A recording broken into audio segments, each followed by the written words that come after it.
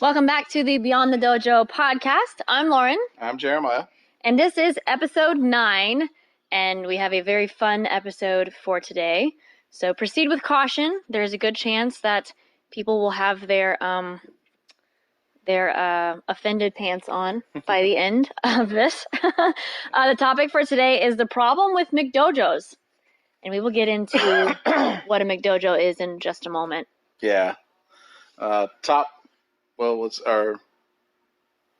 the biggest thing we don't like about McDojos? Not all the problems with it. Not all the problems, just like the problems that we foresee.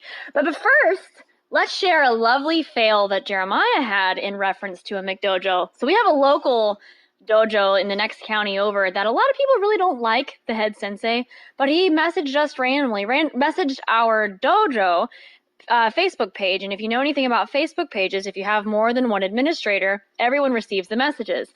So I was receiving these messages, as was Jeremiah, while Jeremiah was at work, and I responded to the guy and we went back and forth, and the last thing he said was, "You're quite welcome." End of conversation. So I screenshotted the most important part of the message and sent it to Jeremiah. "Hey, this instructor is inviting us to a tournament." So Jeremiah responds, "Just ask, what rules are they adhering to? AAU? WKF? McDojo?" But does he send it to me? No, he does not. He sends it to the instructor on our Facebook page. So, yeah, I had to deal with that one. I called him very angrily and was like, "What do you think you're doing?" And he's like, "What are you talking about?" It wasn't until he called me back the second time that he realized what he had done. So, yeah, I smoothed that one over, but with my coaching, I helped you out smoothing that one over. No, that is not how that went at all. Yeah, I was did like, "Oh, just kidding."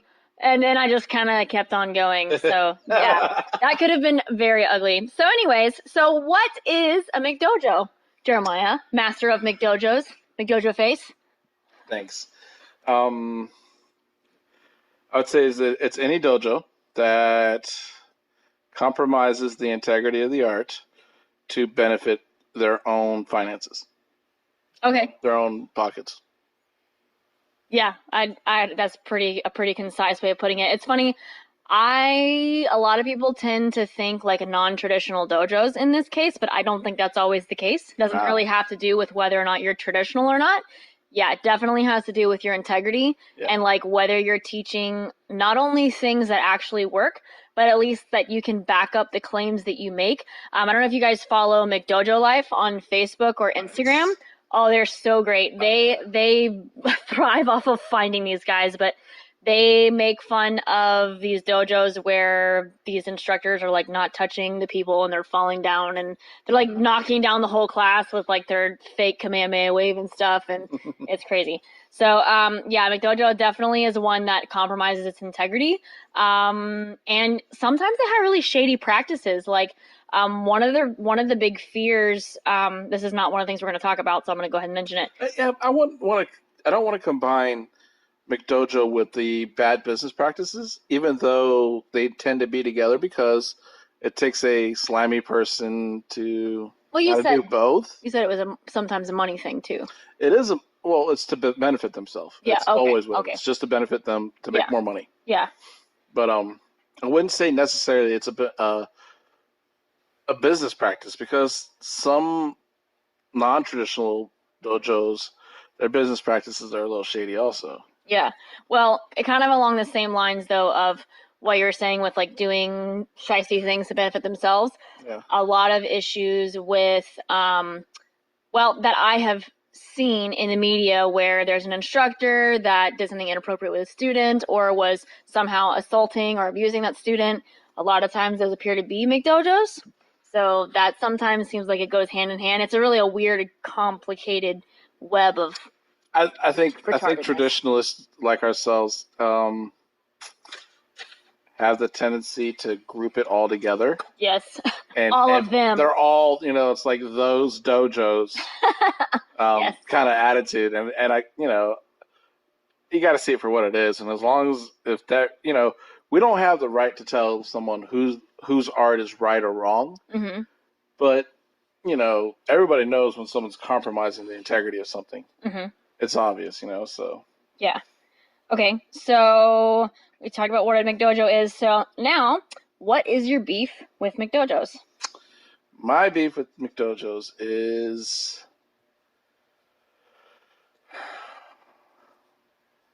how can I say this?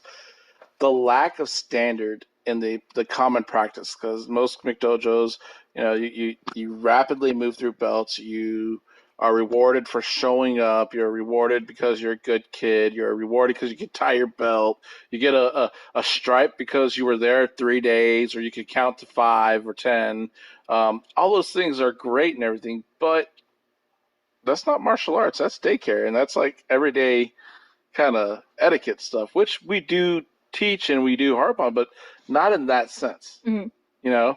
Um, and then a lot of traditional dojos seem to adopt some of those practices, though. Like we actually talked about that with the Q testing, is yeah, like they'll have these intermediary tests. Do you think yeah, that that is getting too close to that line of becoming I, like McDojo-ish, or do you think that's just a common practice? absolutely, because it cheapens the rank test. Okay. It cheapens the Q test. There's a reason why like half the belts you get changed color, and then half the belts you stay the same color for 2 or 3 different levels. I mean, there's something to that.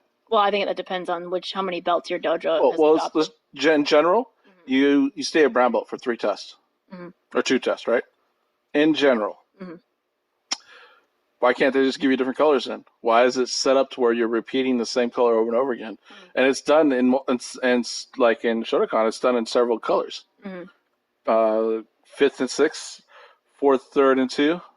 I'm sorry, sixth and seventh, fifth and fourth, and then 3, 2, and 1. It still totally depends on your. All Because right. remember, our Yeah, club, yeah, my yeah, club yeah. has 6 belts. Your club has like 10 or 9 or something Yeah. crazy like that. So it totally depends on which club you're looking at. But I see what you mean. Like the general colors are like similar, Yeah. and you do have to stay at a rank At longer. a Even rank if you just longer. stayed at the one belt color for longer, you're not having all these extra tests. You're not having to achieve all these extra meaningless like stripes on your belt and whatever. Which we have seen that actually in Yeah. local clubs. And then there has to be a technical standard. Yeah. There has to be when we're doing physical movement. Mm-hmm. There has to be a technical standard. It doesn't have to be biomechanically perfect, but there has to be the standard of like, yeah, this is effective. Or even like a reference point, like this is what we're shooting Yeah, for. absolutely. So there was a club that we got some knowledge on. I'm not going to go into more detail than that, but the club was like, I can't say the name of it because everybody, well, now I guess I can say the name of it. It was like American Open style, and the person like kind of combined some different things, and there wasn't really like a definition of what they were doing. They just kind of did some stuff, and there was, as far as we know, there wasn't like a syllabus or whatever. And it's like, I get progressing in ways that are organic, but you can't have you can't have a rank structure and um, promote people's ranks if you're not having a solid reference point. Same thing that goes back to the Q exam thing, Right. is like, what exactly are you supposed to be teaching them? What is the purpose of your style? If you can define that, if you can make up a style and you can define what the purpose of your style is, and you can say these are the standards that you're expected to meet by this rank, this rank, this rank, then I can say, okay, that makes sense. If you can't define that, I think you're a McDojo. So the problem for me is this is not really. I can't define what the McDojos are doing. Mm-hmm. That bothers me. It's the result of what McDojos are that bothers me. The expectation for a child to have a black belt within a year. Okay. The expectation that every little thing is rewarded. Yeah. Everything is this reward system. The cheapening of my art and my achievements because Because I you can't. get a black belt Well, and you get a black how many belt. times have y'all taught to a 21-year-old fifth dan? I mean, let's be real. I mean, that to me is just like so frustrating. Not because, well, yeah, it's because of the age and the rank, but it's like, dude, you got to be absolutely amazing to hit that rank. Mm-hmm. And I'm not going to take it away from someone who might be able to do that. I don't want to do that. But majority of the time, they're not that good. Yeah, well, whenever I hear from people like my my cousin does whatever style of martial art, and it's some weird name that I've never heard of before that it sounds like somebody made up. And they'll say, well, they're a black belt, or they're like a fourth degree black belt, and they're like 15, and I'm like, oh, okay. And sometimes they'll ask questions about our ranking, and I try to play it off like, well, different standards. We just expect different things. That's why it takes longer. I don't know. I don't know how else to address that. I mean, how do you tell a bystander, like, yeah, well, your cousin is probably taking martial art that sucks. I'm just kidding. I wouldn't say that, but yep. but there's a good chance that if they're young or they haven't been in it for a pretty long while, and haven't dedicated a lot of hours on the floor, right. And they have a really high rank, that sounds kind of fishy. Sounds like somebody printed a Don certificate off the internet for you. Yeah. Well, I'll say this though. We've been lucky enough to have whoever has come to our dojo with prior experience that's obviously not traditional. They tend to turn on to us and be like, yeah, you know what, I liked what you're doing, and they really appreciate that, and they almost, in a sense, are like thankful that it is structured and harder to develop and takes longer, So I am thankful for that. There are people that aren't just completely blind to it, but at the same time, we're complaining about what people, McDojos do. And the last thing I want to say is, it's the complete and only approach to teaching karate. It's like a purely business thing. I hate when people are like, oh, so a year I get my kid gets a black belt, so 2 months from now he needs a test first. When do I get my third belt? Blah, blah, blah. That kind of, it just kills me. It absolutely kills me. It's all about belt color stuff. Yeah. And I mean, traditional clubs can fall into that the same way we talked about. Like, they can fall into doing that kind of stuff. But that is a practice that I don't think originated in hardcore, like, traditional dojos. It's something that has come in from the outside. And I think there are some benefits to having a business mindset and being able to run a business, because you do have to make some money. But then there's also the warning that we received from the forefathers that said, if you start charging for karate, better watch the heck out, because you're probably going to start compromising your standards. Yeah. So, okay, so my beef with McDojos is I feel the same that you do, Jeremiah. I do not like the degradation of standards, but this is something that ticks me off, and I can't pinpoint where it started, but I can definitely see where it is being cultivated, and it is McDojos, is the fact that martial arts, particularly karate, in quotes karate, because it doesn't matter what martial art it is, as a McDojo, they pretty much call it karate, or they'll call it taekwondo. And I know that traditional taekwondo is hardcore stuff. Yeah. Like, if you look at old school taekwondo from back in the 70s and 80s, it looks very similar to Shotokan. It does not look like some of its modern outside of the United stuff. States is for real. Yeah. Outside the U.S. Yeah. So anyway, I'm not pointing at a particular style, but they cater pretty much only to children. Yeah. Their emphasis is on children. Everything about what they do is for children. They run a friggin' daycare, and you know what? If you approach it like a daycare, that's fine. Okay, if that's your thing, I understand. But so many of these dojos are doing this that they are cheapening what it is we actually do. In my opinion, if you want to run a daycare, run a daycare. Yeah. Don't run a karate school. Exactly. Because you are supposed to be teaching an old art form that teaches people how to kill people. How exactly do you teach that to young children? Right. I mean, and I get that, like, okay, so we teach children. Right. We teach a lot of children. But we teach it in a way that they can have a base to learn originally, and then they build that up to something that is a bit more devastating as they get older and a bit more effective. Right. So we have a systematic, once again, a way of approaching this. But these kids, I mean, we have a guy that comes down and has been coming to assist in teaching in our dojos, in the dojo in Bushnell, oh my gosh, since long before I was ever training karate. And whenever I took over, he started coming to help us, Sam. Sam comes up and teaches us, and his son lives up in the northern part of the United States, put his daughter into some karate or whatever, in quotes. She had her black belt within 8 months. Yeah. And he showed me a video of her. We have white belts that look better than this girl, and it's not her fault. But it's like, if you're going to run a karate school, any art, it doesn't have to be karate, it can be anything. Right. If you're going to run something and you're going to say that this is the truth that I am presenting to you, this is effective, or this is how you're supposed to do that, why would you not do that to the best of your ability? Why do you have to cheapen what you're giving these people? And that makes me so angry, because it's like, we work so hard to bring what we have to the table, even to our kids. So going back to the kids thing, did you want to say something? Well, I was just going to say this. Black belt is an international symbol of standard. Yeah.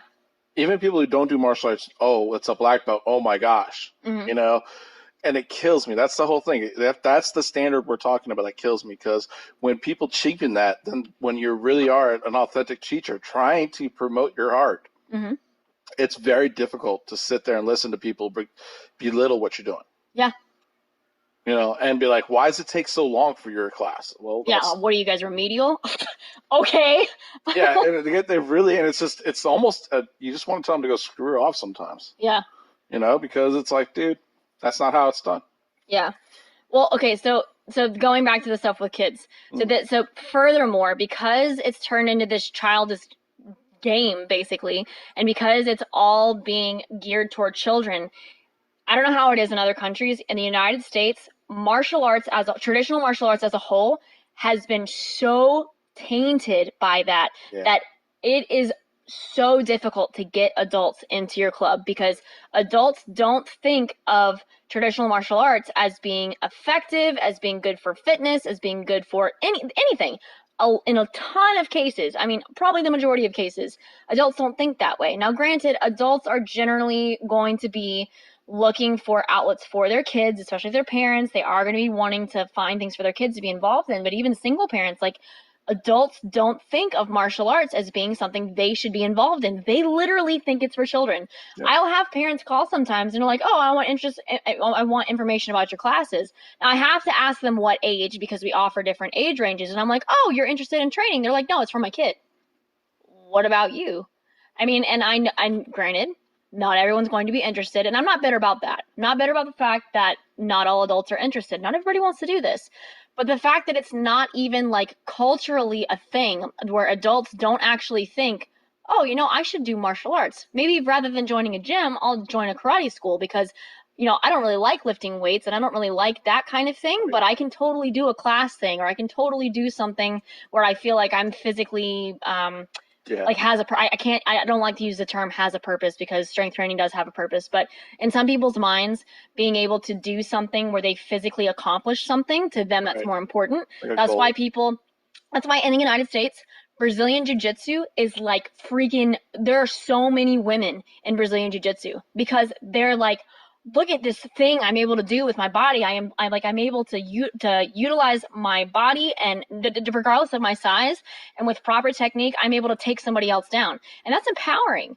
But that has been stripped from traditional karate and traditional taekwondo by McDojos. I honestly feel that way. And you know what? If you think that I'm wrong, go ahead and drop it in the comments and tell me where I'm wrong, but I haven't seen an instance of it where that hasn't been the case. I haven't seen a traditional club that has been the culprit of this. Yeah. This ticks me off to no end. It's like, it's funny, because sometimes I look at people who look at me and I'm like, yeah, I train karate, I teach it, and I obviously still train it. I've been training it for almost 20 years. And I'm thinking, like, you guys, I don't think they realize that adults train, and I'm like, you realize that I'm an adult, right? You realize that Jeremiah is an adult, right? That we train, that we have adult classes. The majority of our classes throughout the week are for adults, for this exact reason. I don't know. Anyway, but that's a huge pet peeve with me, is that it's not people's fault. It's not the culture's fault. When a parent comes in, they don't understand that karate is for adults. I don't blame it on them, and I certainly don't take it out on them. But it irritates me, because I know where it started. Yeah, exactly. Yeah. I totally agree with you. That just irks me. Anyway, if you think you're a McDojo, it's your fault. All right, we're going to look up. I forgot to write it down. We actually got a question. Did you have anything else to add to that, to rip on McDojos? Nah, to each their own. I just wish they'd, not have a, I guess, ripple effect. Yeah, absolutely. I'm gonna read part of this because I can't pull it up because we're recording on my phone. So we got a question. Our previous podcast was about exam chat, and the person said, in quotes, some of these schools have the stupid breakboard test with no sparring. How do you guys feel about this? I think sparring, even in a light capacity, is the cornerstone of martial arts. Nothing like nothing like aliveness to get true progression. So how do we feel about the breakboard tests? So on the Q exams, breaking boards. I've got to wonder if he's talking about Q exams or DON exams. I think he means all exams. All exams. Well, for Q exams, I think breaking boards is, I think breaking boards is a great summer camp thing to teach, or even a in-house dojo seminar or something where it's like you're teaching the kids to kind of, see past your limitations and punch through the board. Okay. And get past that pulling or holding back kind of feeling. Okay. But I don't think it's a thing you should be tested on. Okay. I think it's either you figured out how to do it or you obviously didn't. Yeah. And it's up to you to figure that out. I don't think you should put on a test and then be held back for it if you don't. Yeah. The sparring thing. Now, I truly believe there is a development to it, and that we need to allow sparring to happen with mature karateka. Yeah. Now, I don't mean that's a mature male or female, adult. I mean, as someone who understands that they are sparring and that they can not only hurt somebody but injure them for a long time. Yeah. And once they're mature enough for that I believe sparring is a great avenue to figure out what we're doing against the air. Yeah, I think that both of those methods, it's right place, right time. Yeah. So we do not, I don't actually know of a traditional dojo that does the breaking boards in class. If you do that, okay, that's fine. The problem that I have with testing on breaking boards or even doing it regularly is that there are some really strong freaking dudes that can just break some boards. That doesn't mean they have necessarily the most efficient form. They're just going to be really strong guys. Now, if you're looking at purely effectiveness, like can they break the board, and you don't care about anything else, then that's probably good for your dojo. If your dojo is not focused on that, and instead you want to not only create effective punches or kicks or breaks or whatever it is you're doing, you want to not only create effective technique but efficient technique, in that it's not a technique that's easily telegraphed to somebody else. It's not something that's going to wear and tear on your joints, not even to mention the fact that it takes a lot of conditioning in your hands just to be able to hit these boards. I mean, I can tell you from experience, I almost broke both my hands trying to do this because we tried to do it for a demo one time, a demonstration. It's not good if you're not conditioned for it. But there are different factors that just depending on what you need. There's obviously conditioning that you need to have in your hands. You need to have a certain level of strength or technical ability. But if you're watching for technical ability, why do you need to watch them break a board? If you're looking for strength and technical ability, okay, I can kind of see that, but I don't really see it being necessary. But then also with the sparring, kind of the same thing Jeremiah says, like we're trying to progress it to a certain point. So like in our dojo, you're not sparring at white belt level unless for some reason you're an adult in an adult's class. You're definitely not being tested on it. We do like Kihon Kumite, which is your basic like five step, 3 step, 1 step, where you're being coached like when I count, you step in, you punch, other person defends. And it's so that there's not this crazy like flailing going on. It's extremely controlled. So you learn how to effectively attack and effectively defend. And then eventually you would be adding on to that more techniques and more freedom. At the same time, building confidence in your technique and building confidence in your ability. Mm-hmm. So you don't, fear that you're going to get your head knocked off long before you ever have effective technique. Okay, so what are you working on? Flow drill. Still working on extension of the elbow and knee at the same time, just in a different combo. Okay. That's all. Okay. You're not going to ask me? Oh, yeah. What are you working on? He's like wandering off, looking at the police on TV.